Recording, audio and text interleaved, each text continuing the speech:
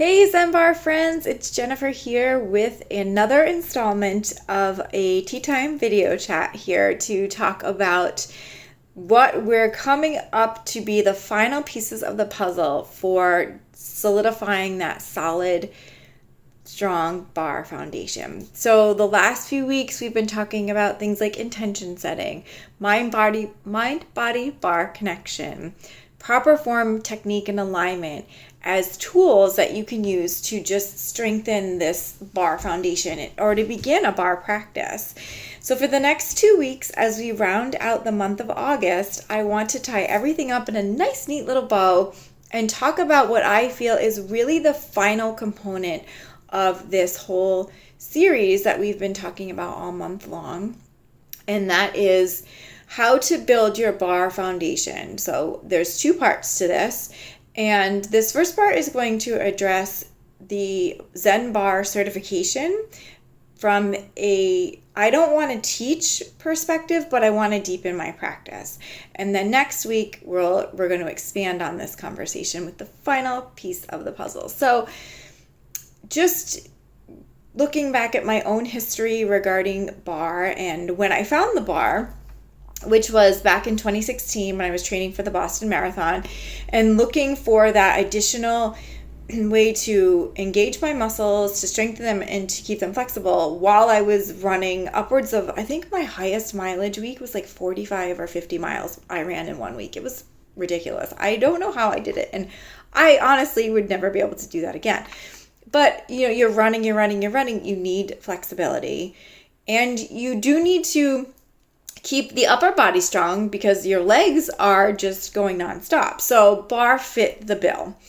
And that's when I discovered a DVD with a barre workout on it. I fell in love with it.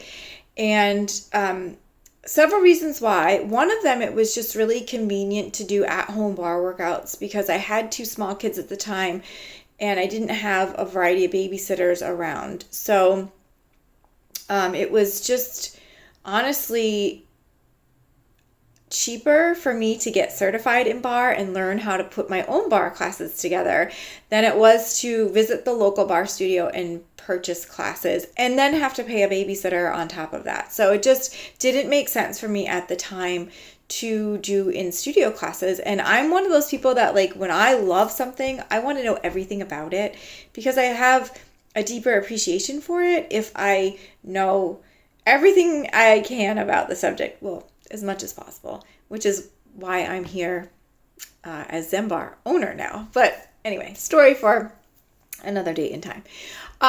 But to just kind of go over, there were a few things that I in particular wanted to learn about barre that I wasn't going to be able to learn by just watching other people's classes and doing DVDs. And I'm going to go over the 4 things today. And then, next week we'll tighten the bow up and, go from there and get ready for September.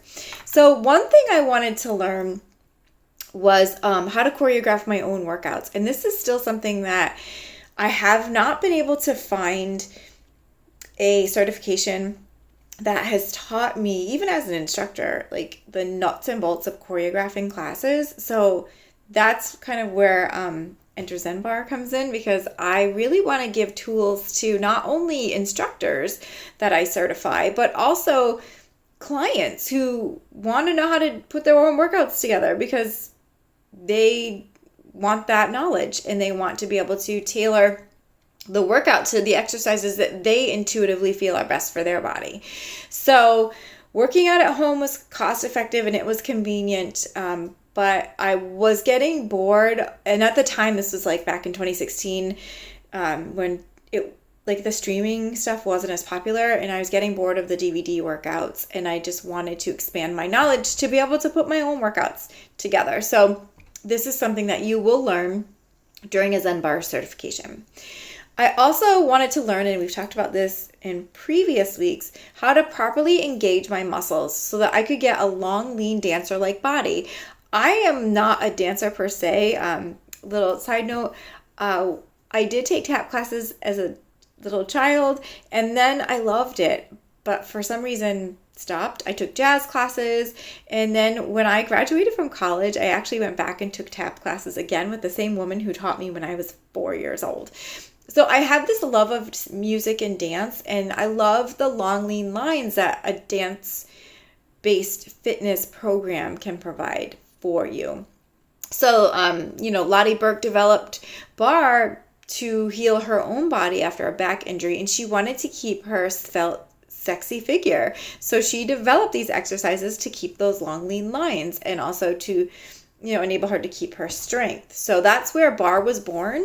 And out of all of the dance-based fitness modalities out there, it is my favorite because it simultaneously allows for stretching and strengthening, which we're going to talk about in a little bit more in a minute. But after training in several different barre types and taking a multiple myriad of classes, I just can certainly attest to the lengthening of like my thighs, which were used to be really bulky from running, but they're now longer and leaner and fit in my jeans a little bit better. And also my bottom was always flat because when you run, you don't engage your glutes. I wasn't engaging my glutes as much as I should have been. So I had a flat bottom. And then after having kids, that kind of happened too. So barre workouts have helped perk up my once pancake bottom. I also wanted to learn how to safely increase my flexibility and range of motion. As I said, I was running, and runners are notorious for being terrible stretchers. We just get the miles done and just go in the house or whatever, and maybe pull a leg up for a quad stretch or throw a heel on the ground for a hamstring stretch. But we're notoriously bad at stretching, and barre workouts infuse yoga and Pilates and other stretching techniques into the workouts, because once you strengthen that muscle, you immediately need to lengthen it. Otherwise, it is going to become bulky. So to keep the long lean, we stretch after we strengthen. Or, as Lottie Burke so geniusly developed back in the 1960s, her bend and stretch technique is actually mind-blowing to me anyway, in that you are simultaneously strengthening one muscle as you're stretching the other. So it's fantastic. And as Zen Barre, we're going to be incorporating more workouts onto our platform and more trainings. I plan on incorporating this simultaneous stretching and lengthening, which is also in a few different other exercise techniques, which I'll be introducing as well. But it's fantastic because you're getting double duty done, right? We're stretching and strengthening, and we don't have to do it separately, and it's an effective, efficient way. So you'll notice that in Zen Barre, we incorporate stretching in between sections. So we'll do a lower body section, and then we'll stretch the lower body. We'll do upper body section, and then we stretch the upper body. And then we do core and mat work, and then we stretch the glutes. And we do a final stretch too. So you get 3 or 4 opportunities to stretch in between all the strengthening. And that makes the workout a lot more interesting, and it just feels better in your body rather than waiting to the end of the workout and only spending 5 minutes randomly stretching whatever muscles. We actually stretch the muscles that we just strengthened, so they are targeted stretches. Finally, I wanted to learn how to be more mindful, how to strengthen my mindfulness practice so that exercise left me feeling empowered, engaged, and enlightened rather than exhausted and depleted. And as a runner, I spent so many years just mindlessly running and thinking about everything except the muscles that I should have been engaging. And I'm a product of my fitness training. When I began exercising, I was a teenager in the 90s, where it was eat all the snack oils low fat you can, and then go burn it all off on a treadmill or an elliptical or something for hours and hours, where that whole mindset has shifted. And I'm really appreciative of that. It's taken me a long time to kind of break my habit of cardio, because I do like to get a good sweat on. I just like that feeling of getting my heart pounding and whatnot. So I do still do exercise of that nature, but not to the extent that I used to. And now I'm incorporating more mindful exercises like yoga and Pilates and barre into my workouts, because when you have the more lean muscle mass you have, the more calories you burn throughout the course of the day. Whereas after that hour on the treadmill, you're done burning calories. Like, you burned your 400 calories or whatever it is, and you're done.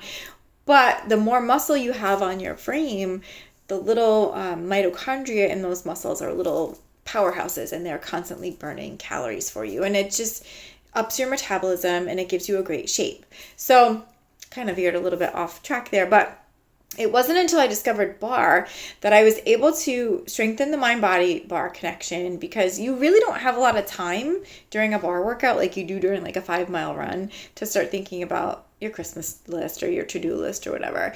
So you have to think about a lot of things. You have to think about how to properly engage those muscles. You have to think about your form and your technique. You have to think about breathing, because you do need to breathe, get oxygen to those muscles. And you need to think about like the movement itself and performing a small, controlled, isolated movement of 1 inch or less, or maybe a little bit more than 1 inch, maybe 3 inches tops. That's a lot to think about in order to get an effective workout, and you really don't have the brain space to think about anything else. So the mindfulness component definitely gets amped up, and then you can transfer that knowledge to other types of exercise. And now that I run, I don't run anymore. I go on walks. I think about like properly rolling through my foot and engaging my glute, on my walk, because I'm putting the time in. I might as well get the most bang for my buck. So working smarter and not harder. So it shouldn't come as a surprise to you that getting a certification in barre, and especially Zen Barre, is really a great way and an ideal way to just solidify your own personal practice. And the great thing is, if you want to go teach classes at some point down the road for a little extra money, you can. If not, you just have that extra knowledge that you wouldn't necessarily get from just going to other people's barre classes or watching streaming videos online. And you have the awareness to like correct your form and to really get into the experience and the practice in and of itself, which is why I became certified way back in the day, and then just kind of took it from there depending on, where life took me and the season of life I was in. So, I now know how to choreograph my own workouts. I now know how to activate my muscles. I am much more flexible. There's always room for improvement with that, but I'm so much more flexible. I can touch my toes and go beyond. I couldn't do that before. And it's just given me this opportunity to be more present in my exercise routine and ultimately in my life. So it was worth the financial investment and the cognitive investment and the physical investment to become a certified Zen Barre instructor. So it's changed my life. I know it can change yours. This was part 1 of how to build the solid barre foundation. Next week, we are going to talk about part 2, but think about becoming barre certified. We're always offering extra promotions and specials, and I'm always here should you have any questions. And I'm just looking forward to taking Zen Barre as it is and expanding upon it for all barre enthusiasts, whether you're an instructor or a student or a want-to-be student. So here's your opportunity. It's always here, but sometimes it's more enticing than others to become a Zen Barre certified instructor. So thank you guys so much for another installment, another tea time chat. Pretty soon I'm going to be putting the August teacup away and bringing out the September one. So until we meet at the Zen Barre again, I wish you all the best. Take care, and we will talk soon. Bye.